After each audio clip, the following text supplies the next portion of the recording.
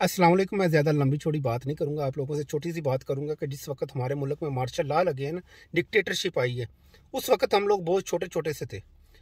आज जो भी इंफॉर्मेशन हमारे पास मौजूद है ना, वो हमारे पास उस वक्त के सियासतदानों के थ्रू हमें मिली है जो आज इस हुकूमत में बैठे हैं। कि हम लोगों ने उस वक्त बड़ी जलावतनी काटी है, हमने जद्दोजहद की है, हम लोगों ने जूते खाए हैं, हम लोगों ने इस मुल्क के लिए बड़ी कुर्बानियाँ दी हैं, हमारी औलादों ने तकलीफ़ काटी है।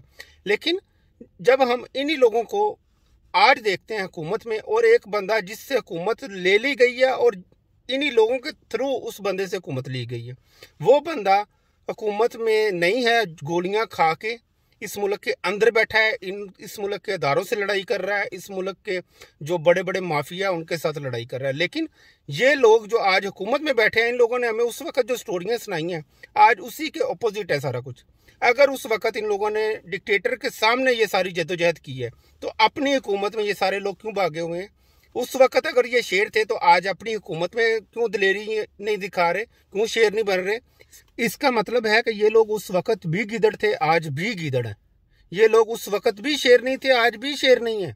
और ये लोग उस वक्त भी अपने मफाद की वजह से गीदड़ थे, और आज भी ये लोग अपनी औलाद, अपने मफाद और अपने फायदे के लिए ये लोग गीदड़ हैं। इसलिए जिस तरह से ये लोग अपनी औलाद आल के लिए सारा कुछ कर रहे हैं ना, तो हमारे लोगों को भी चाहिए कि वो अपनी आल, अपनी औलाद, अपने मुल्क, अपनी कौम के लिए सारे लोग इकट्ठे हो जाएं।